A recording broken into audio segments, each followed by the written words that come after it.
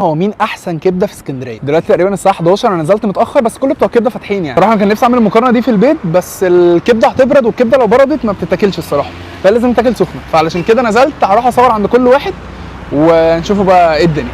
يلا بينا.